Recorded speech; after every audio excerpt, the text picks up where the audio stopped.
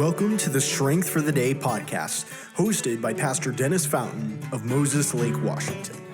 Each of us need encouragement and hope for everyday life, and we hope that you will find that strength with us as we study God's Word. Let's dive right in and find strength for the day. Welcome back to Strength for the Day. I am not Pastor Dennis Fountain. That'd be me. And I am Brian Self. And great to be back with you on... Wait, are you Brian Self the second? I am Brian Self Jr. Junior. Yep. And your son's the third. He is the third. So your dad's dad was not Brian. That is correct. Okay. But my dad's uncle was Brian. Spelled weird as well. Really? Yep. So tell them how your name is spelled. So my name is spelled B-R-Y-O-N. The number 7, the letter Q. Exactly. It's very hard to spell correctly. And I always know if there's a telemarketer or a fake friend by if I get called Byron.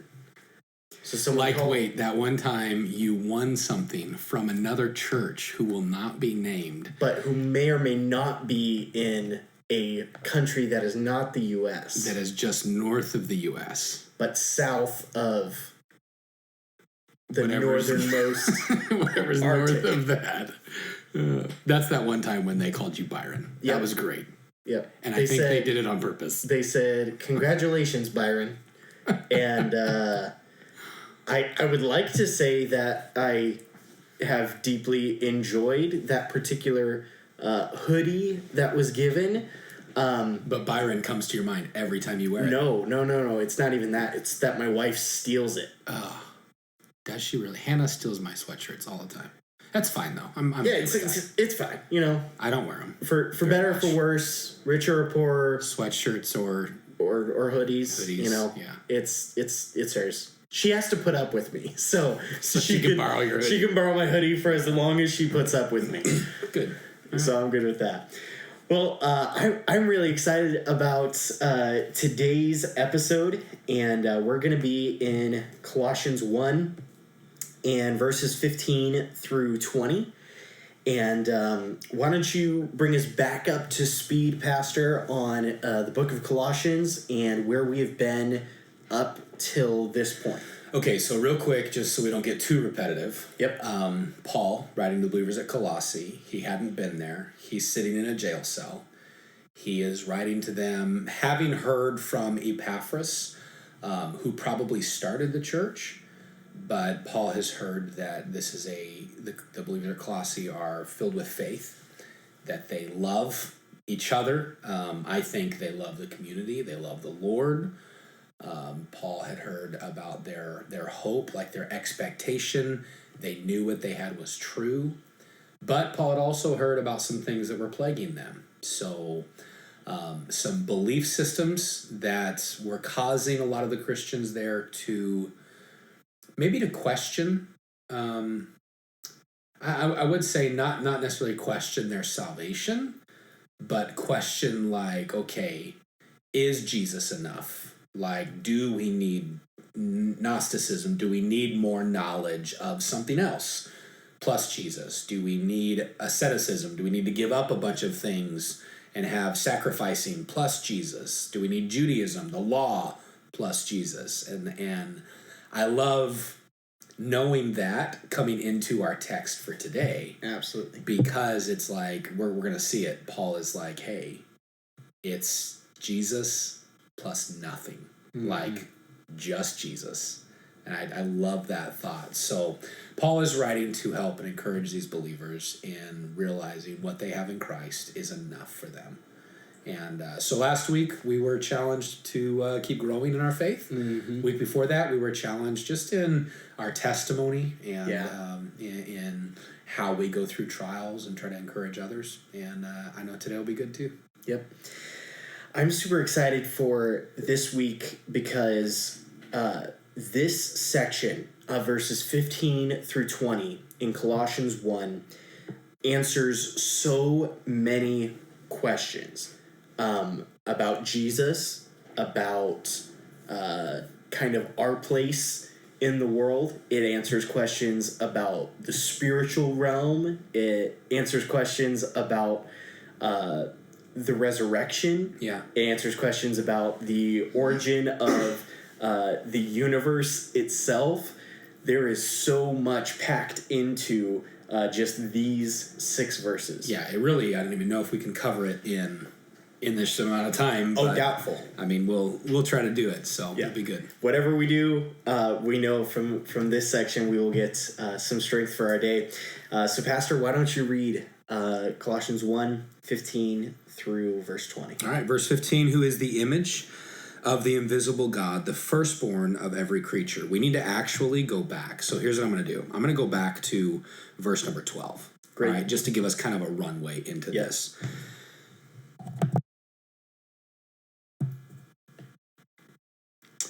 So verse 12, giving thanks unto the Father, which hath made us meet to be partakers of the inheritance of the saints in light, who hath delivered us from the power of darkness, and hath translated us into the kingdom of his dear Son. So now Jesus is the subject, in whom we have redemption, through his blood, through Jesus' blood, even the forgiveness of sins, who, Jesus, is the image of the invisible God, the firstborn of every creature. For by him were all things created, that are in heaven and that are in earth, visible and invisible. Whether they be thrones or dominions or principalities or powers, all things were created by him and for him. And he is before all things, and by him all things consist. And he is the head of the body, the church, who is the beginning, the firstborn from the dead, that in all things he might have the preeminence. For it pleased the Father that in him should all fullness dwell. And having made peace through the blood of his cross, by him to reconcile all things unto himself. By him, I say, whether they be things in heaven, things in earth, or things in heaven. Man, that is just totally packed with so much. So Brian, what stands out to you, or what is something that you would say, this grabs my attention? Yeah, I'd say at the start, verses 15 through 17 tell us a lot about Jesus. Number one, I see there in verse number 15, he is the image of the invisible God. We would know from Scripture, God is a spirit. Those that worship him must worship him in spirit and in truth. Yeah. We would know from other verses, no man has seen God at any time. But Jesus is God's image. Jesus would tell the disciples, I think it's John 14, he tells Thomas and maybe Philip, if you've seen me, you've seen the Father. Yeah. There is no difference. Jesus is not a lesser God. He is not something less than God himself.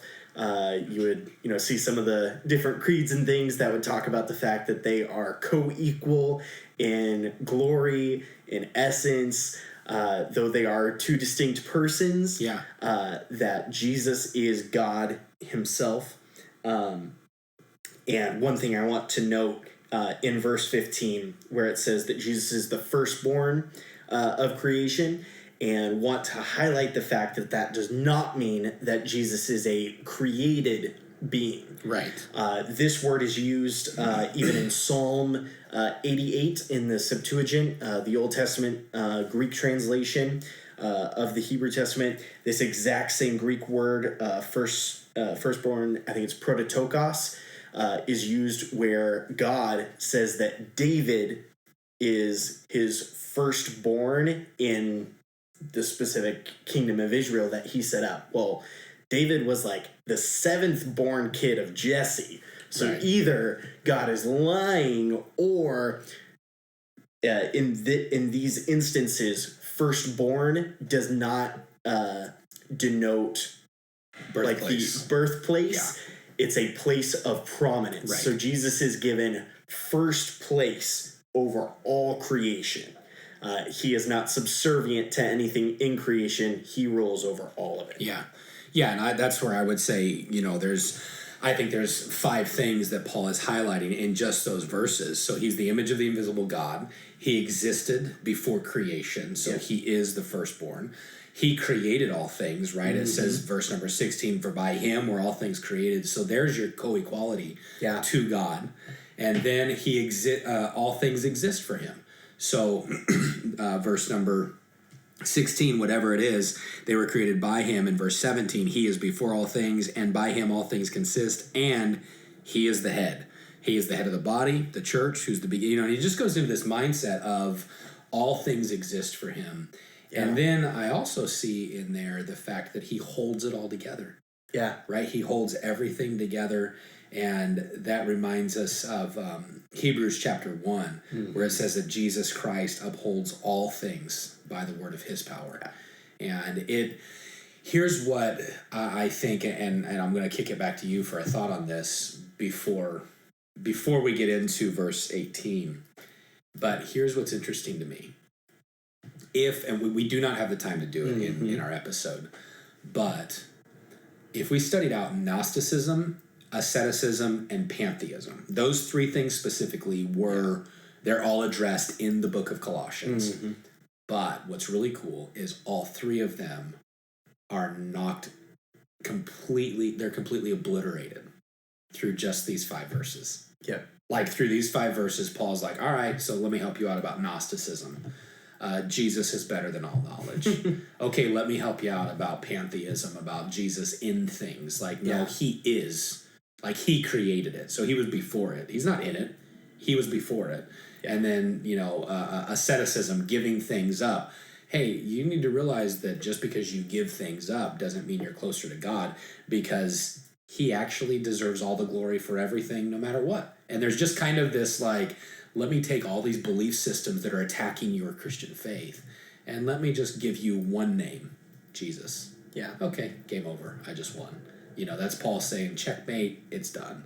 And I just love that. I don't know. What do you think about that? Yeah, I love it. I think specifically as you were kind of listing some of those things with pantheism, I look at verse number 16, and he lists, for by him were all things created, that are in heaven and that are in earth, visible and invisible, whether they be thrones or dominions or principalities or powers. So there he's speaking of, we'd see similar lists in like Romans 8 and in Ephesians chapter 6, talking about all of the spiritual realms. And, you can look at the book of Daniel and see some different things with kingdoms and things. You see Satan referenced as the prince of the power of the air in Ephesians chapter 2. So he goes, okay, for pantheism or for polytheism or for Greek mythology, where you have all of these spiritual authorities and gods, he says, no, like if there's any angels out there, or if there are any foreign gods, if you will, or demons that are worshipped as gods, he says, Jesus created them. Yeah. So they are subservient to him. And I do love the thought in verse number 17, in him all things consist. When we go back to our practical takeaway at the end, I have something that just really speaks to me from that. But that was my thought, was pantheism and polytheism and Greek mythology are all taken away by the fact that, no, if there's anything that exists, Jesus made it. Right. Yeah, and I think there's really some... I would say this. So in our day and age, like in our culture, I don't think that we struggle with Gnosticism, pantheism, and asceticism in that way. Yeah. I think we do deal with, I'm getting ahead of myself. Here's what I want to do. Okay, forget that. I'll come back to it. I'll come back to it. I want you to look at verse number 18. Yeah. Because both of us were talking about this beforehand. Like verse 18 truly, I think, is kind of it's kind of a crux. It's kind of a pinnacle point of this whole thing. I want you to give me a couple thoughts about verse number 18. Yeah. So I'd say verse number 18, kind of if we break it down by phrase, that Christ is the head of the body, the church. So that gives us, number one, our main thing in ecclesiology, the study of the church, right? That the church is about Jesus. Yes. The church does not exist without Jesus. Contrary to maybe some claims that some religions make, right? You don't need any other head of the church other than Christ. Yep. You don't have to have a pope or a bishop or something that leads, maybe the church at large. You have Christ, Yeah. and Christ is the head Yeah. of the church. And I see from the second phrase, he is the beginning, the firstborn from the dead. That gives us our promise of, because he's risen, Yep. we're going to rise as well. Yeah. So that gives us comfort. And that in all things he may have the preeminence. So whether we live, and if we if we live and believe in Christ, then we believe in the church and we should be part of a local church.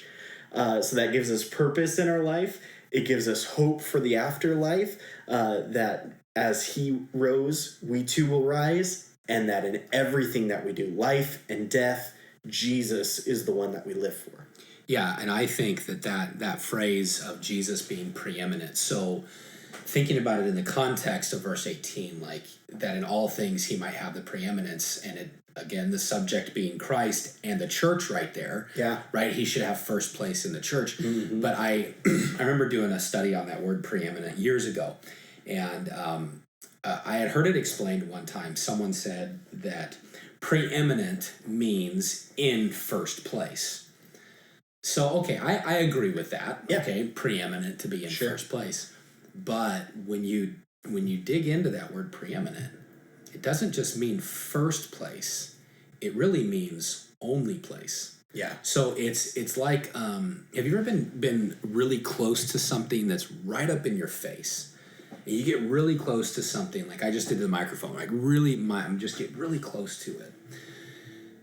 Even though there's other things around in peripheral, that thing is the only thing you're really seeing. Yeah. And that's the thought behind that word. Yeah. Is that he's right there. Prominent. He's preeminent. He is the only one that is being seen. So here's the challenge then. And this is kind of what I'm thinking about this. That, he's supposed to be preeminent and prominent in the church. But for every Christian, that means that he's supposed to be preeminent or prominent in my life. Mm-hmm. Like, not just having first place where it's Jesus and a bunch of other things. Yeah. No, my life should be completely about Jesus. You see, because the fact is that Jesus, I heard it said this way a long time ago. Jesus is preeminent in my life when I realize that he is not just an option to consider. Mm. He is the only option available. It's Jesus and Jesus alone. And I think, for us as a Christian, it is super beneficial for us every day to ask, is Jesus, does he have that place of prominence? Sure. Is he preeminent? I mean, think about my time, mm-hmm. Really just dissect your Christian, your life. Yeah. Is he first place? Is he consuming my time? Is my time about Jesus, or my thoughts about Christ? Or, and I'm not trying to say this in some weird sense, you have to walk around and be that weird guy that's oh, Jesus is on my mind. Everybody needs to know that. But the fact of the matter is, everything should filter through Jesus Christ. Yeah. My words, my actions, how I treat my family, how I interact with my coworkers, how I use my resources, it all should point to him, because he should have the preeminence. And that's something that stands out to me. I don't know, what do you think about all that? Yeah, I completely agree. I think of, eminence would be a word that people would use for royalty. Right. You say, his eminence, your eminence. And I see kind of that, prefix on there that he would have the preeminence, that he is just the complete forefront of our attention and our devotion. Yeah. And if it's true for all of creation, if it's true in connection with all of the, false gods and spiritual things in the world, if it's true of his church, then it should absolutely be true in our lives. Right. Yeah, totally agree. And then kind of for my takeaway, or if you will, verse 17 really just brings me so much comfort, that he is before all things, and by him, in him, all things consist. Yeah. That nothing in my life happens without his gracious hand allowing it. Yeah.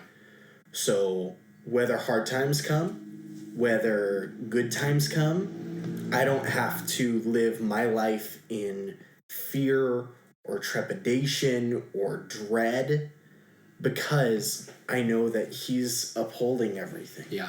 And so maybe if there's a situation in which I'm feeling panicked or scared or kind of listless, I don't know where the situation will take me, I know that he is upholding me. Yep. He's upholding my family. And so that can bring such comfort, knowing that I'm not alone. Yeah. I'm not abandoned. And it's not even that I need him to intervene because he's just off to the side watching me go through a struggle. He is actively upholding me, keeping me alive, giving me his daily grace. And so I don't need to worry. I don't need to panic. Yep. Instead, I can trust in him and his sovereignty, his strength to hold me. And that totally plays into what he says next about preeminence. Yep. Like, when you recognize who he is, like, you want him to be there. I want him to be prominent. I read this about 5 years ago when we were going through that series. I just came across it as we were getting ready for this today.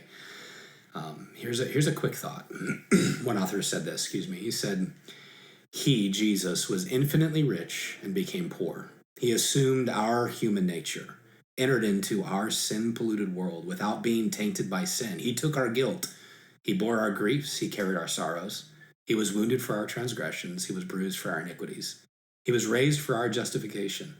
And then he ascended into heaven for our intercession and will return someday to take us to be with him forever. He truly deserves prominence. He truly deserves preeminence. And I love that because it is, in all things, he consists.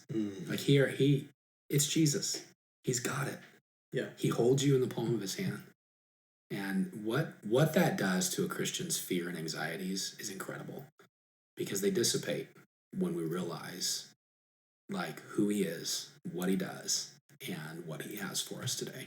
Yeah. So for the Christian out there, strength for the day, I would say this: recognize Jesus deserves that spot of prominence and preeminence. And, you recognize and surrender to Jesus as preeminent when he's not a priority, but when he's the priority. And so this week, ask Jesus, God, help me to make you preeminent in my life. Mm-hmm. Help me to remember that all things consist, like, by you. All things consist. And so that would affect how we approach our week, recognizing who he is. So. We mentioned last week one of the things that Christians can do to grow in the knowledge of God is to listen to good godly songs that help teach you the Bible. And the best song that I've ever heard that always sticks out to me when I'm reading this passage is the song God of the Ages. Yes. And starts off with that. Good. He is the image of the invisible God, the firstborn of creation. He is the first, the last, the one that matters most. So would really encourage you, listen to that song, God of the Ages. Is that Charles Billingsley? Man, I think that's right. But what a great song. Yeah, I'll link to it in the show notes. But listen to God of the Ages, and that will be a great song. It'll encourage you in your faith, but it'll help you memorize this passage and these truths. So look forward to wait. Before we're out of time, we're out of time. But before we are, the very first time I ever heard that song, Pastor Rob was singing in an ensemble in Lancaster. Oh, that's awesome! And he was like in 11th or 12th grade. Yeah. And I literally closed when you said that. I closed my eyes and I can still see that song. That was such a great song. So I echo that. Anyway, go ahead. Close us out. Next week we are going to be going through. We'll take another kind of close look at verses 19 through... What do you think? Will we make it to the end of the chapter? I don't know if we'll make it to the end of the chapter, but at least verse 24 and 25. Yeah. But probably the end. We'll try to do that. We need to, because we're going to be in this for like a year if we don't. So yeah. Really looking forward to this time together. Thank you for listening to Strength for the Day. If you will, share this episode on whatever platform that you're using. If you are listening on Apple Podcasts, would ask you to leave a review. If you're watching / listening on Facebook or YouTube, leave a comment, like, share, and subscribe. And we look forward to being with you next week, hopefully finishing out Colossians chapter 1. Thank you for joining us on Strength for the Day. have a great week.